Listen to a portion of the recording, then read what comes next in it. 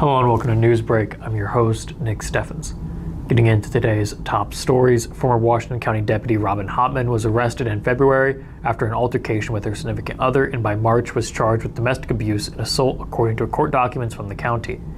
After a bench trial last week through the state's 8th Judicial District Court, Judge Joel Yates dismissed all charges against Hopman with prejudice, meaning they cannot be filed again in that court. In this ruling, Yates said the state's prosecution, represented by Louisa County Attorney Adam Parsons, failed to identify Hopman as the incident's perpetrator. Still, the order to dismiss charges said prosecutors would have failed to meet other burdens of proof if charges weren't dropped. Yates wrote that the court found Hopman's testimony more credible and less vague than the opposition's, and said the state's opposing witness accounts were inconsistent with photographic evidence. The court also found law enforcement's handling of the domestic dispute unsatisfying. Washington County officers called for Iowa State Patrol assistance to investigate the scene in February, citing Hopman's position as a co-worker as a conflict of interest. The troopers that arrived, however, had no experience with domestic disputes, according to the court document. And one was recorded saying, "I don't know what to ask." Other comments in the judge's order said the court found no motive for a claim attack by Hopman, and said the former officer's record spoke for itself. The court agreed with prosecutors that Hopman was belligerent and not cooperative while with officers on the scene, but said that was far from sufficient to prove guilt.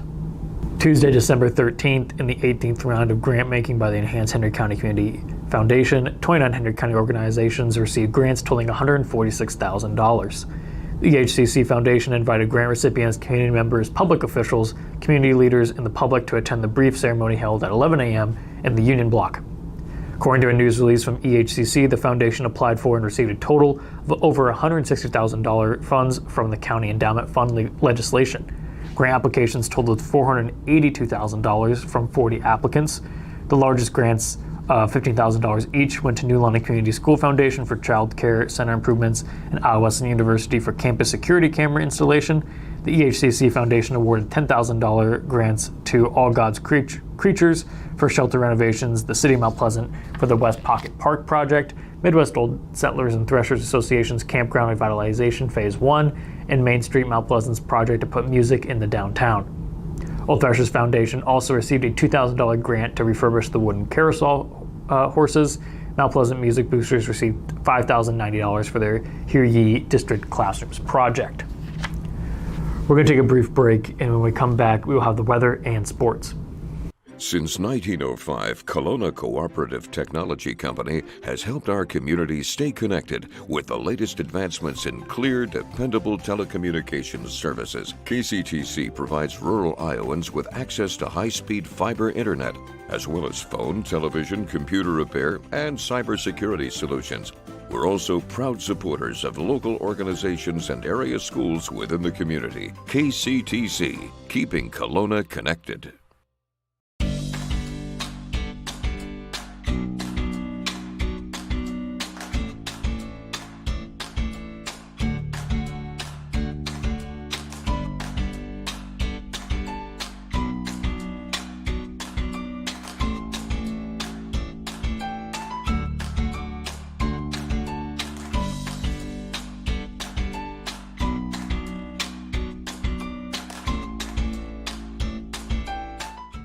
At the Capper Auto Group, we put our customers' needs first and understand that everyone is as different as the vehicle they select. We offer new Ford, Chevrolet, Buick, GMC, Jeep, Chrysler, Dodge, and Ram vehicles in a friendly environment that puts you in the driver's seat.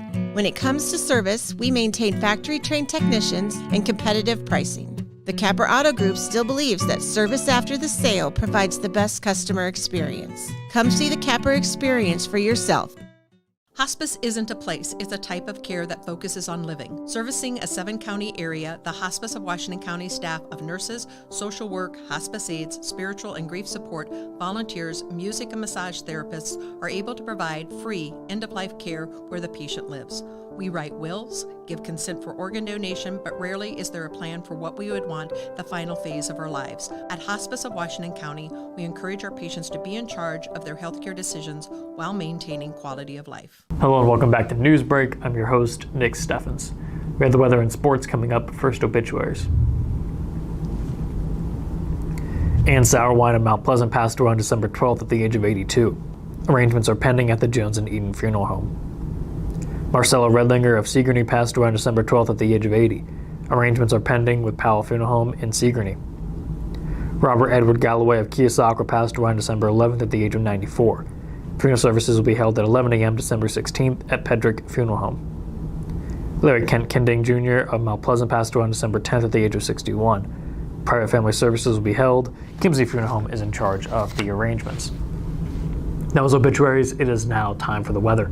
The weather is brought to you by Jacqueline Ariola, LLC. Come visit Jackie in her new location downtown. She is ready to serve Washington and the surrounding community. It's been partly cloudy today with a high of 49. Tomorrow there is a 35% chance of snow showers with the high being 35 and the low being 23. Temperatures will continue to drop Friday with a high of 28 and cloudy skies. Saturday will be similar, 27 and cloudy. And on Sunday, temperatures will rise back up above freezing to 35 and it will be partly cloudy. We're going to take another brief break, and when we come back, we'll have sports. Federation Bank is a locally owned bank providing award-winning customer service. We believe that we are more than just a federation of banks, but a federation of communities, serving Brighton, Richland, Wellman, and Washington, Iowa. Federation Bank's highly skilled staff is here to make sure you are able to accomplish your personal and professional goals, whatever they may be. Federation Bank, your family bank.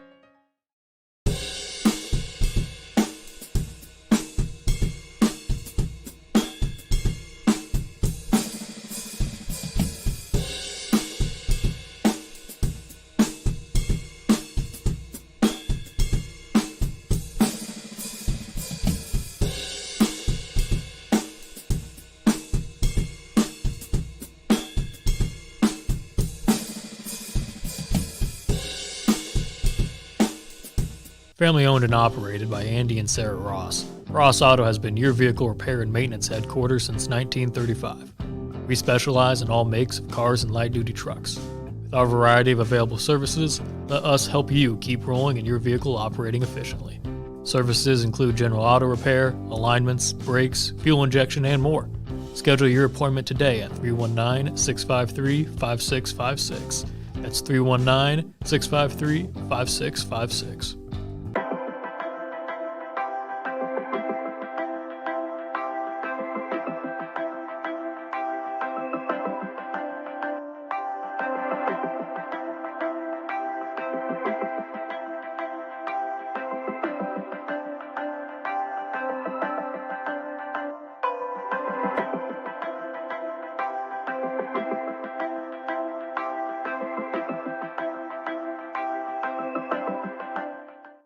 Hello and welcome back to Newsbreak. I'm your host, Nick Steffens. It is now time for sports. Sports, brought to you by Fairway.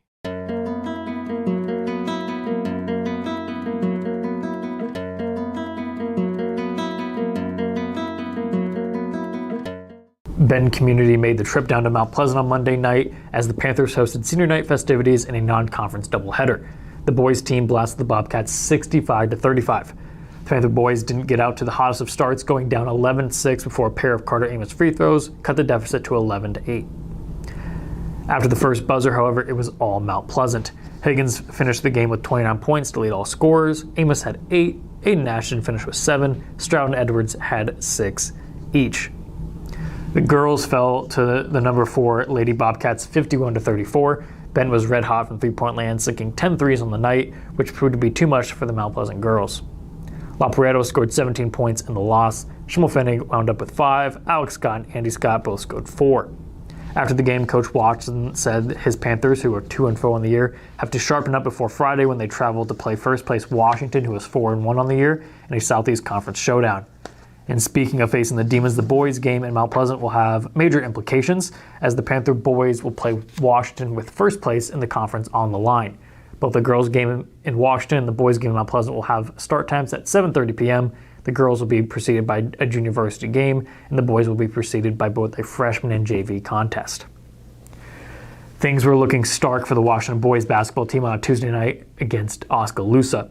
After trailing at the end of both the first and second quarter, the Demons put together some of their best basketball in the second half to pick up their first non-conference victory of the season, 54-43. Fouls played a big factor as Washington got 10 of the 15 points from the stripe. Washington is now 3-2 overall and 2-0 in Southeast Conference play. The Demons will travel to Mount Pleasant, who is also 3-2 on the year, on Friday to face the Panthers in a game that will decide the top of the conference. That's the news for Southeast Iowa. I've been your host, Nick Steffens. This has been your news break, and I will see you next time.